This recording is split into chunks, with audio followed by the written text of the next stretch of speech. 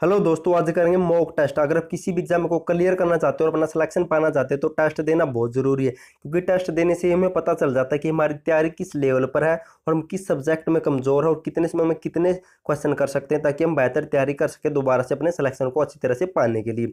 और ये सब पता टेस्ट देकर ही चल सकता है। और जो भी हम आपके लिए एक नई सीरीज शुरू करने जा रहे हैं, जिसमें हम आपको मॉक टेस्ट करवाएंगे और आपको कम से कम 20 से 30 मॉक टेस्ट तो जरूर करवाएंगे हम। इतना आपके पेपर नहीं आते, चाहे हरियाणा पुलिस का हो, ग्राम सचिव का या मेल सुपरवाइजर का, स्टाफ नर्स का हो, जो भी एग्जाम नहीं आता आपको तब तक मॉक टेस्ट रेगुलर मिलते रहेंगे। तो प्लीज मॉक टेस्ट जगह जरूर देखें कि आपकी तैयारी किस लेवल पर है। तो चलते हैं क्वेश्चन नंबर 1 पर। क्वेश्चन नंबर 1 है, निम्नलिखित में से किसने पंजाब विभाजन का विरोध किया? तो इनमें से किसने पंजाब विभाजन का विरोध किया था? तो राइट आंसर होगा ऑप्शन डी। तो सभी ने। जब भी पंजाब से हरियाणा अलग हो रहा था तब इन सभी ने पंजाब विभाजन का विरोध किया था। तो आर्य समाज, हिंदू महासभा और जनसंघ पार्टी ने सभी ने पंजाब विभाजन का विरोध किया था। तो क्वेश्चन नंबर 2 है, राज्य लोक सेवा आयोग के सदस्यों की नियुक्ति कौन करता है? तो राज्य लोक आयोग के सदस्यों की नियुक्ति किसके द्वारा की जाती है? तो इसका राइट आंसर होगा ऑप्शन बी। तो इसकी नियुक्ति करता है राज्यपाल।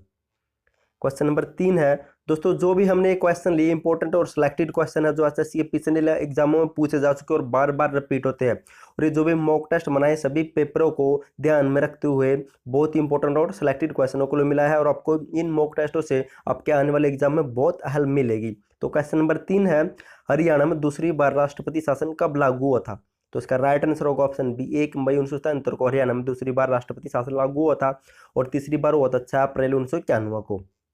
क्वेश्चन नंबर 4 है, हरियाणा प्रदेश के प्रथम निर्वाचित मुख्यमंत्री कौन थे? तो इनमें से हरियाणा के प्रथम निर्वाचित मुख्यमंत्री कौन थे? तो इसका राइट आंसर होगा ऑप्शन बी। राव वीरेंद्र सिंह हरियाणा के प्रथम निर्वाचित मुख्यमंत्री थे। आप ऑप्शन ए मत टिक करना, शायद आप सोचोगे कि हरियाणा के भगवत दयाल शर्मा प्रथम मुख्यमंत्री थे। ये गलत है। निर्वाचित पूछा है, इनकी जिनके वोट पढ़कर वोटों से चुनाव हुआ है, ये वैसे ही बनाए गए थे। क्वेश्चन नंबर 5 है, वर्तमान में हरियाणा विधानसभा के अध्यक्ष कौन है? तो वर्तमान में हरियाणा विधानसभा के अध्यक्ष कौन है? तो इसका राइट आंसर होगा ऑप्शन डी। तो इनमें से कोई भी नहीं है और वर्तमान में हरियाणा के विधानसभा अध्यक्ष है ज्ञानचंद गुप्ता। क्वेश्चन नंबर 6 है, हरियाणा पंचायती राज अधिनियम कब लागू हुआ था? तो हरियाणा में पंचायती राज अधिनियम कब लागू हुआ था? तो इसका राइट आंसर होगा ऑप्शन सी। तो 22 अप्रैल 1994 को। क्वेश्चन नंबर 7 है, प्रशासनिक रूप से हरियाणा 6 डिवीजनों में विभाजित है, 6 मंडलों में विभाजित है। तो इनमें से कौन सा एक डिवीजन या मंडल नहीं है? तो राइट आंसर होगा ऑप्शन सी। तो पानीपत कोई भी डिवीजन या मंडल नहीं है। तो अंबाला, रोहतक, गुरुग्राम, करनाल, फरीदाबाद ये सब मंडल में आते हैं। क्वेश्चन नंबर 8 है, 1892 में लाहौर में हुई कांग्रेस बैठक में हिसार से किसने प्रतिनिधित्व किया था? तो किसने प्रतिनिधित्व किया था लाहौर की हुई कांग्रेस बैठक में? तो राइट आंसर होगा ऑप्शन बी।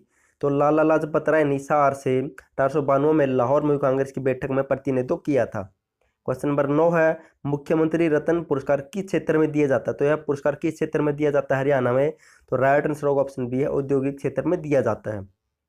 क्वेश्चन नंबर 10 है, गुरु जम्बेश्वर को विष्णु का अवतार कौन मानते हैं? तो हरियाणा में गुरु जम्बेश्वर को विष्णु का अवतार कौन मानते हैं? तो राइट आंसर होगा ऑप्शन ए। तो विष्णु ही मानते हैं हरियाणा में गुरु जम्बेश्वर को विष्णु का अवतार। क्वेश्चन नंबर 11 है, आपको सुमेलित करना है। सुमेलित कीजिए, Bhim stadium, Nehru stadium, Nahar Singh stadium, Chaudhary Bansilal stadium ये किस किस जिले में आते हैं? तो प्लीज गैस करना या सोचना कौन सा सही आएगा। तो राइट आंसर होगा ऑप्शन ए। इनकी बीम स्टेडियम है गुरुग्राम में, क्योंकि भीम और पांडव गुरुग्राम से ज़्यादा संबंधित रखते थे।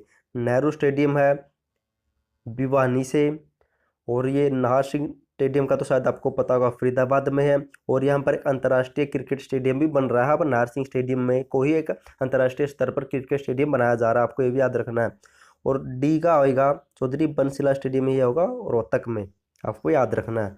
चलते हैं क्वेश्चन नंबर 12 पर। क्वेश्चन नंबर 12 है, हरियाणा निर्गुण धारा का सर्वप्रथम संत कवि किसे माना जाता है? तो हरियाणा में निर्गुण धारा का सर्वप्रथम संत कवि किसे माना जाता है? तो इसका राइट आंसर होगा ऑप्शन ए। संत गरीबदास को हरियाणा में निर्गुण धारा का सर्वप्रथम कवि माना जाता है।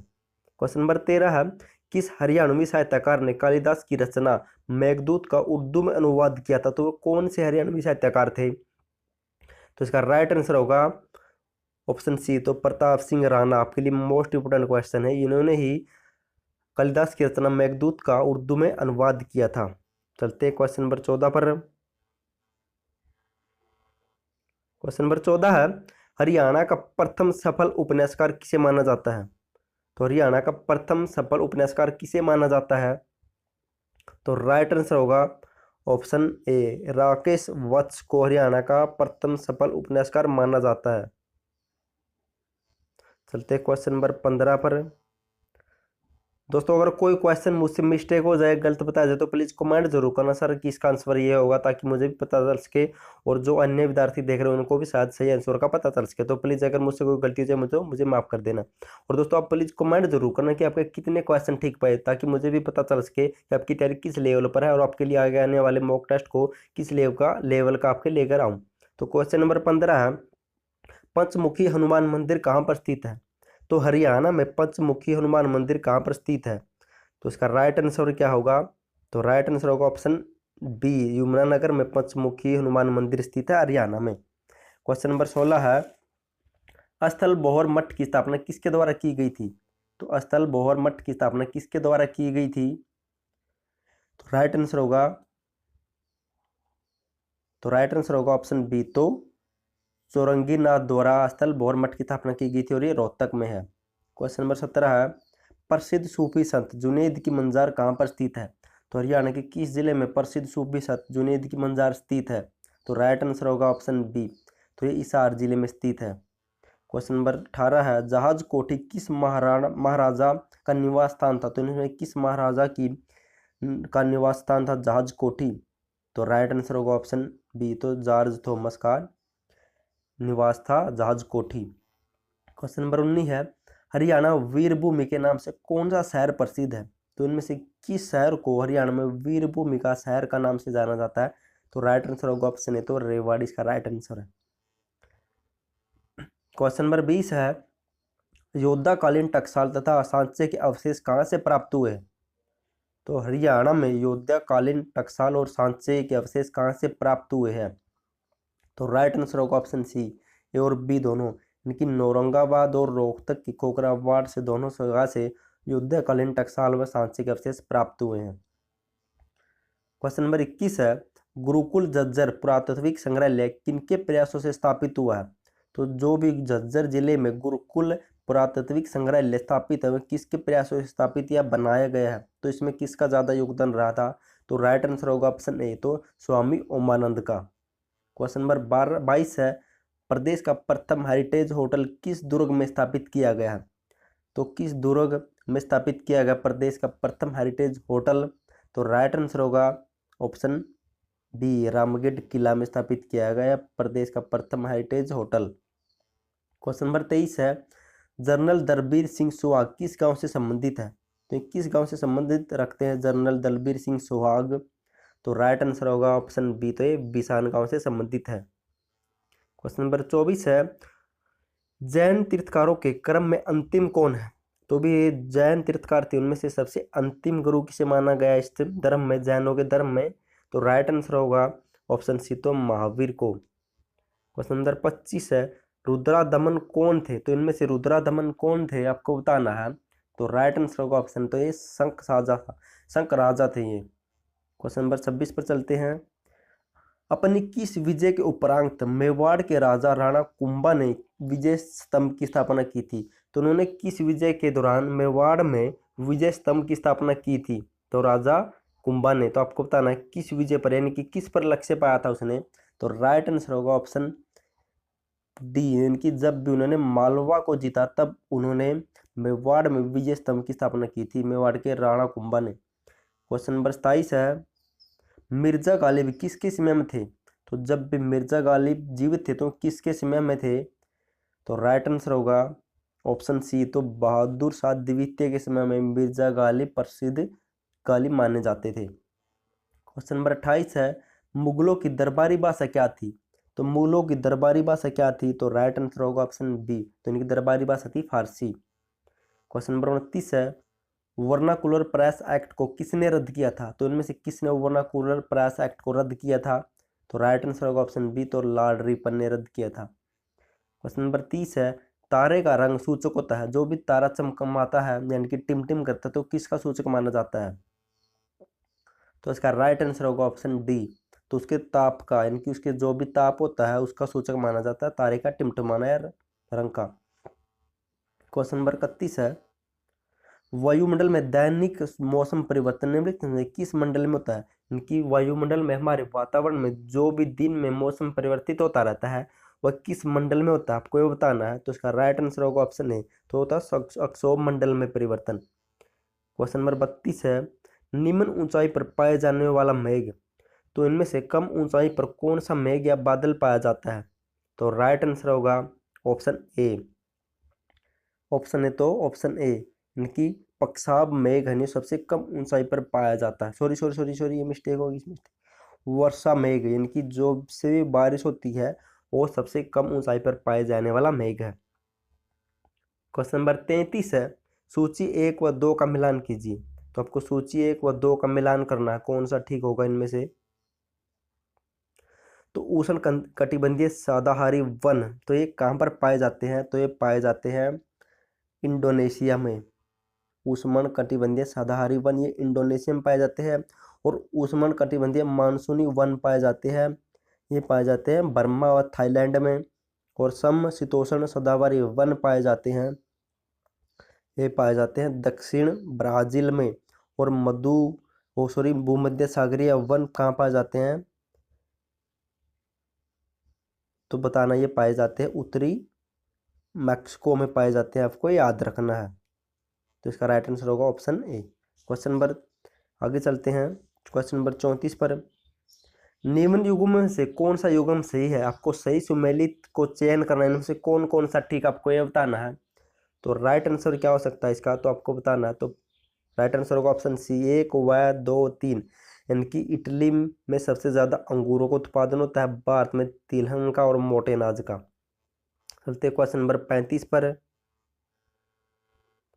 निम्नलिखित में कौन सा युग्म सम्मिलित नहीं है? आपके इनमें से एक गलत है, बाकी 3 ठीक है, तो आपको गलत का चयन करना है, इनमें से गलत कौन सा है।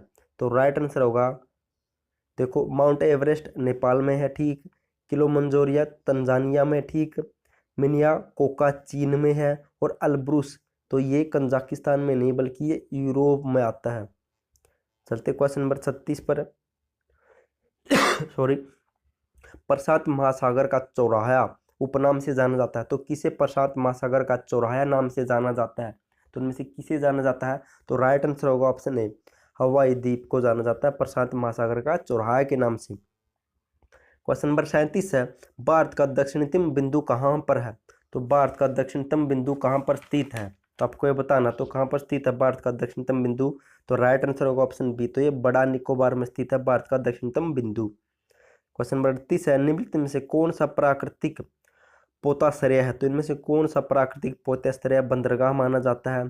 तो राइट आंसर होगा ऑप्शन है मुंबई को। क्वेश्चन नंबर 39 है, गरीबी के दुष्चक्र का तर्क किस में संबंध बताया गया? तो इनमें से किस में गरीबी के दुष्चक्र का संबंध बताया गया? तो किससे बताया गया? तो राइट आंसर होगा ऑप्शन सी, उत्पादकता तथा आय से। क्वेश्चन नंबर 40 है, निम्नलिखित में से कौन मुद्रास्फीति सर्वाधिक लाभ होता है? जिनकी जब भी मुद्रास्फीति आती है तो उनमें सबसे ज़्यादा किसको लाभ होता है? तो राइट आंसर होगा ऑप्शन ऋण, यानी कि जो भी ऋण या लोन लेता है उससे सबसे ज़्यादा फायदा होता है मुद्रास्फीति में।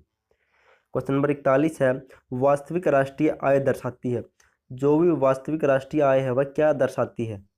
तो राइट आंसर होगा ऑप्शन ए, स्थिर कीमतों पर राष्ट्रीय आय को दर्शाती है वास्तविक राष्ट्रीय आय। क्वेश्चन नंबर 42 है, भारतीय संविधान सभा के अस्थायी अध्यक्ष कौन थे? तो संविधान सभा के अस्थायी अध्यक्ष कौन थे? तो राइट आंसर होगा ऑप्शन ए, सच्चिदानंद अस्थायी अध्यक्ष थे, और डॉक्टर राजेंद्र प्रसाद ये स्थायी अध्यक्ष बने थे, और फिर ये भारत के प्रथम राष्ट्रपति भी बने थे। क्वेश्चन नंबर 43 है, विश्व के 2 सबसे छोटे महाद्वीप, आपको बताना है कि इनमें से विश्व के 2 सबसे छोटे महाद्वीप कौन से हैं? तो राइट आंसर होगा ऑप्शन डी, यूरोप व ऑस्ट्रेलिया विश्व के सबसे छोटे 2 महाद्वीप हैं। क्वेश्चन नंबर 44 है, कांडीमम की पहाड़ियाँ किस राज्य की सीमा पर अवस्थित या स्थित है? तो कांडीमम की पहाड़ियाँ किस राज्य में स्थित, आपको ये बताना है। तो राइट आंसर होगा ऑप्शन ए, तो ये केरल और तमिलनाडु में पाई जाती है। चलते क्वेश्चन नंबर 45 पर, क्वेश्चन नंबर 45 है, ऊंचाई के अनुसार पर्वत श्रेणियों का सही क्रम क्या है। आपको ऊंचाई के अनुसार पर्वत श्रेणियों का सही क्रम का चयन करना, तो इनमें से सही क्रम का चयन कीजिए। तो राइट आंसर होगा ऑप्शन सी, इनकी माउंट एवरेस्ट सबसे ऊंचा है, फिर गोडविन ऑस्टिन, फिर कचनजंगा। क्वेश्चन नंबर 46 है, मानादरा कहाँ स्थित है। तो इनमें से मानादरा कहाँ पर स्थित है। तो राइट आंसर होगा ऑप्शन डी, तो ये उत्तराखंड में स्थित है मानादरा। क्वेश्चन नंबर 47 है, विदर्भ एक प्रादेशिक नाम है जो भारत के एक भाग में स्थित है। तो विदर्भ एक जगह है, तो ये भारत के किस राज्य में स्थित है, आपको ये बताना है। तो राइट आंसर होगा ऑप्शन डी, महाराष्ट्र मुंबई में। और आपको विद्रोह ट्रॉफी तो शायद सुना होगा, ये किस खेल से संबंधित रखती, तो आप प्लीज ये भी कमेंट करना अगर आपको पता हो तो। क्वेश्चन नंबर 48 है, भारत में डेल्टा बनाने वाली नदियाँ कौन सी है। तो इनमें से भारत में कौन सी नदियाँ डेल्टा बनाती है। तो राइट आंसर होगा ऑप्शन बी, तो कावेरी, गंगा व महानदी भारत में डेल्टा बनाने वाली नदियाँ हैं। क्वेश्चन नंबर 49 है, न्यूटन के गति का नियम किस नाम से भी जाना जाता है। तो न्यूटन के गति के नियम को किस नाम से भी जाना जाता है। तो राइट आंसर होगा ऑप्शन बी, जड़त्व के नियम से भी जाना जाता है। क्वेश्चन नंबर 50 है, निम्न में से अदिश राशि कौन सी है। तो इनमें से कौन सी सदिश राशि है। इनकी जिसके लिए दिशा और परिणाम की जरूरत होती है उसे कहते हैं सदिश राशि, और जिसमें सिर्फ दिशा की जरूरत होती है और परिणाम की जरूरत नहीं होती उसे कहते हैं अदिश राशि। तो राइट आंसर होगा इनमें से सदिश राशि है वेग। क्वेश्चन नंबर 51 है, मानव नेत्र कार्य करता है। तो ये किस प्रकार के लेंस की तरह काम करता है मानव नेत्र। तो राइट आंसर होगा ऑप्शन है, तो ये उत्तल लेंस की तरह काम करता है। मेंढक के हृदय में कितने भाग होते हैं। तो मेंढक के हृदय में कितने भाग पाए जाते हैं। तो राइट आंसर होगा ऑप्शन ए, ये मेंढक के हृदय में 3 भाग पाए जाते हैं। क्वेश्चन नंबर 53 है, फूल गोभी का खाने योग्य भाग कौन सा है। तो इनमें से फूल गोभी का खाने योग्य भाग कौन सा, आपको ये बताना है। तो राइट आंसर होगा ऑप्शन ए, तो पुष्पक्रम को खाया जाता है फूल गोभी के भाग में। क्वेश्चन नंबर 44 है, दूध से क्रीम निकालने पर गंतों पर क्या प्रभाव पड़ता है। इनकी जब से दूध से क्रीम को निकाला जाता है तो गंतों पर क्या प्रभाव पड़ता है, आपको ये बताना है। तो इसका राइट आंसर होगा ऑप्शन बी, तो गंतों बढ़ता है हमेशा जब भी दूध से क्रीम को निकाला जाता है। क्वेश्चन नंबर 55 पर चलते हैं, समुद्र का जल नीला क्यों दिखाई देता है। तो समुद्र का जल नीला क्यों दिखाई देता है, आपको ये बताना है। तो राइट आंसर होगा ऑप्शन बी, तो ये अपरिवर्तन के कारण समुद्र का जल नीला दिखाई देता है। क्वेश्चन नंबर 56 है, ICC cricketer of the year 2018 को किसे दिया गया है। तो ICC cricketer of the year 2018 में किसे दिया गया था, आपको यह बताना है। तो राइट आंसर होगा ऑप्शन सी, तो विराट कोहली को दिया गया था 2018 का ICC cricketer of the year. Question number 57 है, प्रधानमंत्री नरेंद्र मोदी ने किस राष्ट्रीय स्मारक स्थल में नेताजी सुभाष चंद्र बोस की याद में बनाए गए संग्रहालय का उद्घाटन किया था। तो इसे किस राष्ट्रीय स्मारक में बनाया गया नेताजी सुभाष चंद्र बोस संग्रहालय। तो राइट आंसर होगा ऑप्शन डी, तो यह लाल किला में बनाया गया है। क्वेश्चन नंबर 58 है, भारत की किस परमाणु पनडुब्बी ने सफलतापूर्वक अपना पहला गश्ती अभियान पूरा किया है। तो किस पनडुब्बी द्वारा किया गया। तो राइट आंसर होगा ऑप्शन बी, आईएनएस अरिहंत। दोस्तों आप प्लीज कमेंट जरूर करना आपकी आपको मॉक टेस्ट कैसा लगा और आपके कितने क्वेश्चन ठीक पाए। क्वेश्चन नंबर 59 है, उत्तर प्रदेश सरकार ने फैजाबाद का नाम बदलकर क्या रखने की मंजूरी दी है। तो क्या रखने की मंजूरी दी है। तो राइट आंसर होगा ऑप्शन, तो आप दोस्तों इसका कमेंट जरूर करना, मुझे शायद इसमें डाउट लग रहा कुछ, क्या ऑप्शन नहीं दिया तो इसमें क्या रखने की मंजूरी दी होगी। तो प्लीज़ इनमें से तो कोई नहीं हो सकता, आप प्लीज़ कमेंट जरूर करना अगर आपको पता हो। क्वेश्चन नंबर 60 है, भारत का सबसे अधिक उत्पादन करता है। तो भारत में सबसे ज़्यादा किसका उत्पादन किया जाता है। तो राइट आंसर होगा ऑप्शन डी, तो चावल का। क्वेश्चन नंबर 61 है, मध्य प्रदेश में काली मिट्टी के क्षेत्र में बहुल्य है। तो मध्य प्रदेश में कहाँ पर सबसे ज़्यादा काली मिट्टी पाई जाती है। तो राइट आंसर होगा ऑप्शन डी, तो बुंदेलखंड में, मध्य प्रदेश के बुंदेलखंड में। क्वेश्चन नंबर 62 है, किस राज्य में बंजर भूमि का क्षेत्रफल सर्वाधिक है। तो है भारत के किस राज्य में बंजर भूमि सबसे ज़्यादा पाई जाती है। तो राइट आंसर होगा ऑप्शन सी, शायद आपको इसको तो पता ही होगा, जम्मू कश्मीर में पहाड़ ही पहाड़ है तो वहाँ पर बंजर भूमि बहुत अधिक पाई जाती है। क्वेश्चन नंबर 63 है, मंगल के उपग्रह है। तो मंगल के उपग्रह को नाम दिया गया, तो आपको बताना उनमें से कौन सा मंगल का उपग्रह है। तो राइट आंसर होगा ऑप्शन डी, इनकी बी। फोबिस और डेमोस दो ये मंगल के उपग्रह हैं। क्वेश्चन नंबर 64 है, पंचायती राज सेवा के निर्माण की सिफारिश की थी, तो किसके सहयोग से या किसकी सिफारिश से पंचायती राज अधिनियम नियम लागू हुआ था, पंचायती स्तरीय लागू हुआ था? तो अशोक मेहता की समिति से। और इन्होंने भारत में 3 स्तरीय पंचायती राज लागू करने की घोषणा की थी।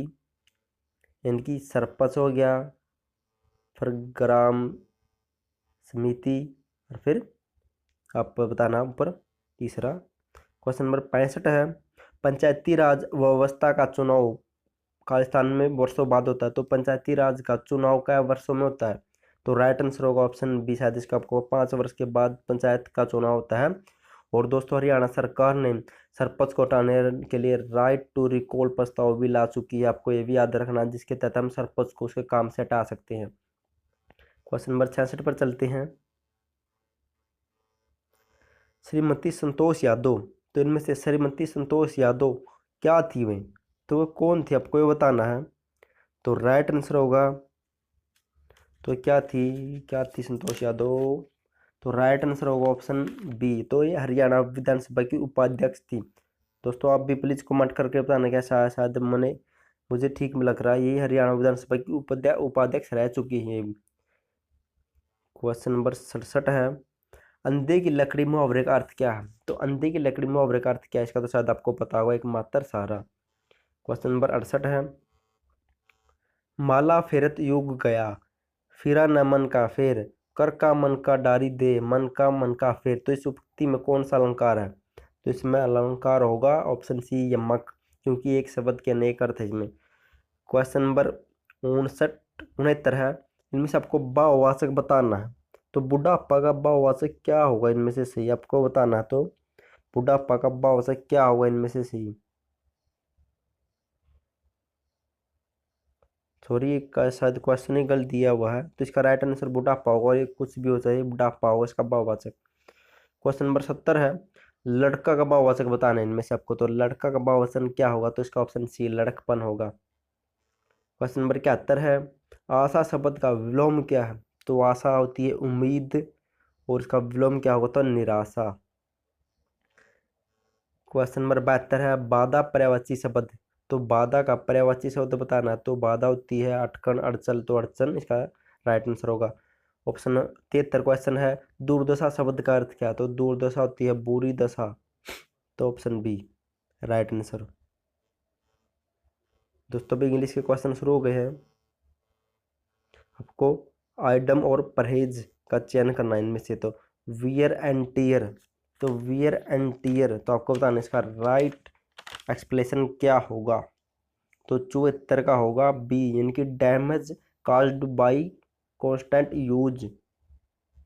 दोस्तों आप इसके अंदाज़ा लगा लेना, मैं आपको वैसे ही बता रहा हूँ, एक्सप्लेनेशन नहीं कर सकता, एक्सप्लेनेशन नहीं कर पा रहा, तो आप प्लीज़ को मैं आपको वैसे बता देना, आप कहीं से मिल जाए तो आप ज़रूर एक्सप्लेनेशन करके देख लेना क्या आएगा और क्यों आएगा। Note let the grass grow under one's feet constant use, तो इसका क्या होगा राइट आंसर? तो इसका होगा option D, waste no time in acting, तो एक्टिंग में हमें अपना कोई भी टाइम वेस्ट नहीं करना चाहिए। क्वेश्चन नंबर 76 है, in the below given sentence identify the part which contains an error, आपको इनमें से एरर बताना है, किस में एरर है? तो राइट आंसर होगा option C, in this own time, इनकी Gandhi ji was a man who become a legend in is own time become a legend, इनकी गांधी जी एक बहुत बड़े लीजेंड थे अपने टाइम में, तो इसमें एरर होगा in is own time. Question number 77 है, fill in the blank using the appropriate alternative, तो इनमें से आपको फिल इन द ब्लैंक करना है। Ruchi said that they must have a reason to, तो इसमें सेलिब्रिटी द विक्टोरी, इनकी सेलिब्रेट करने का एक रीजन है, तो celebrity is right answer. Question number 78 है, I have written a letter, इसका आपको चेंज, इनकी वॉइस ऑफ चेंज करना, तो आपको इसका राइट आंसर क्या होगा? तो राइट आंसर होगा option C, a letter has been written by me. Question number 79 है, fill in the blank using the appropriate alternative, खालिस्तान I to the teacher for coming late, तो इसका राइट आंसर क्या होगा? तो राइट आंसर होगा option D, apologized. यानी कि I apologize to the teacher for coming the late. यानी कि मैंने अध्यापक से क्षमा मांगी लेट आने के लिए। क्वेश्चन नंबर 80 है, choose the one which best express the meaning of the given item या प्रोवर्ब। तो इसका क्या होगा 30 का? तो राइट आंसर होगा ऑप्शन सी, यानी कि अनरिकॉग्नाइजेबल डेंजर। ये पता नहीं क्या दे दिया। 81 नंबर क्वेश्चन दोस्तों, रीजनिंग के क्वेश्चन शुरू हो गए हैं। 40, 42, 20 और 64 तो यहाँ पर क्या आएगा? तो प्लीज़ ट्राई करना। द राइट आंसर होगा ऑप्शन, आपको देखना, देख 20 गुणा मत 2 प्लस मत 2, 20 दूनी 40 प्लस मत 2 तो 42 हो गए। तो ऐसे ही 31 गुणा मत 2 62 प्लस मत 2 64। तो इसका राइट आंसर होगा ऑप्शन ए।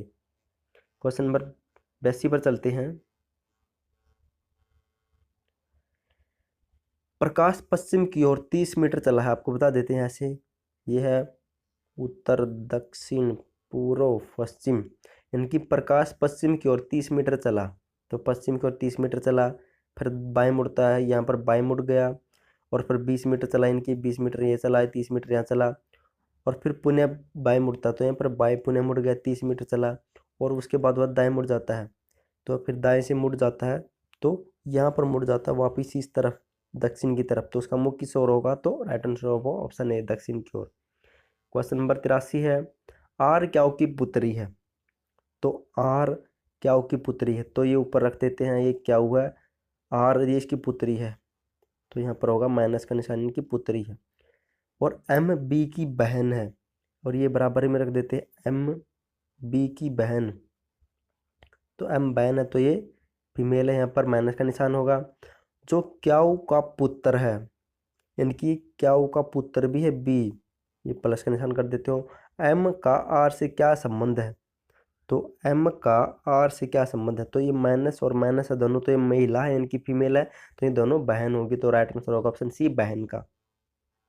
क्वेश्चन नंबर 84, यदि किसी सांकेतिक भाषा में टाइम को ये लिखा जाता है, मदर को ये लिखा जाता है, तो बोथ को किस सांकेतिक भाषा में लिखा जाएगा? तो दोस्तों आप वीडियो को पॉज करके रोक के इसका आंसर जरूर देना। क्वेश्चन नंबर 85 बता देता मैं आपको। किसी निश्चित कूट भाषा में गो होम को ताना और स्वीट होम को नाजा, द स्वीट एंड श्योर को पासाजा लिखा है, तो उस भाषा में शोर का कूट क्या होगा? दोस्तों इसकी बेस्ट ट्रिक है, सबसे आसान क्वेश्चन है ये।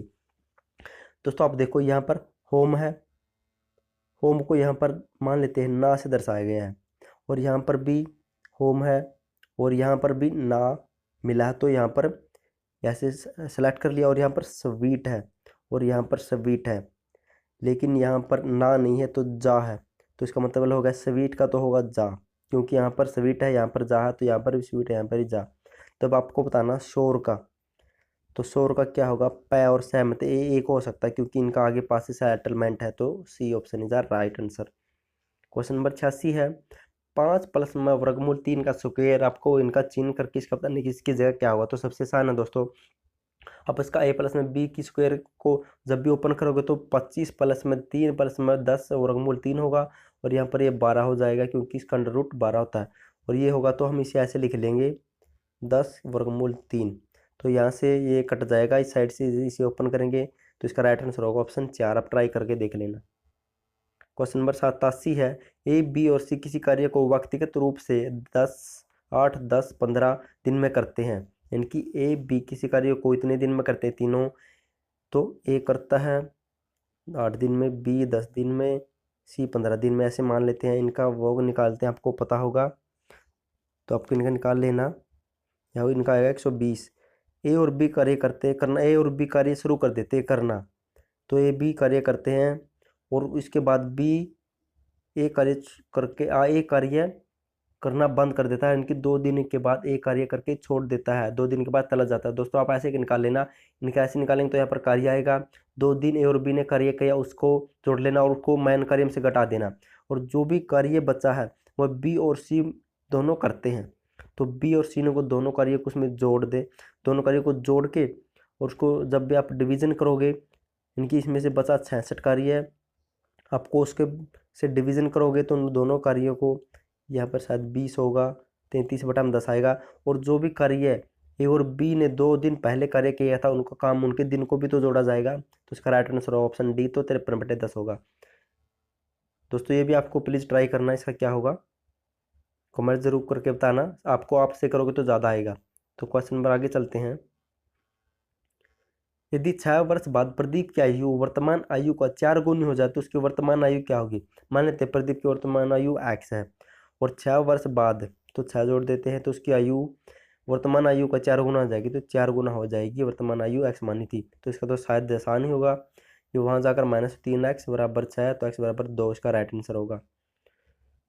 क्वेश्चन नंबर 90 है, वह छोटी से छोटी वह छोटी से छोटी संख्या क्या होगी जिसको 12, 16, 18 से भाग देने पर प्रत्येक दशा में 5 शेष बचेगा। तो उनमें से आपको एक ऐसी संख्या छोटी छोटी संख्या बतानी जिसको 12, 16, 18 से भाग दे तो 5 शेष बचेगा। दोस्तों आप ऐसी भी गैस लगा लेना, जैसे 12 तो इसी से सीधा डिवाइजन होता है, 0 बचता है, और ये 18 से ये भी सीधा डिवाइजन होता है, क्योंकि 18 निम्न क्या होते हैं 18 154 होते हैं, बचे ये 2, तो आप इनमें से डिवाइड करके लगा लेना अंदाजा, क्योंकि बहुत छोटी इकाई है। दोस्तों अगर आपको मॉक टेस्ट अच्छा लगा तो कमेंट जरूर करना कि कैसे लगा आपके लिए। रेगुलर ऐसी मॉक टेस्ट आती रहेगी जो आपको एग्जाम को बेहतर बनाते रहेगी। तो थैंक यू सो मच आपका वीडियो देखने के लिए।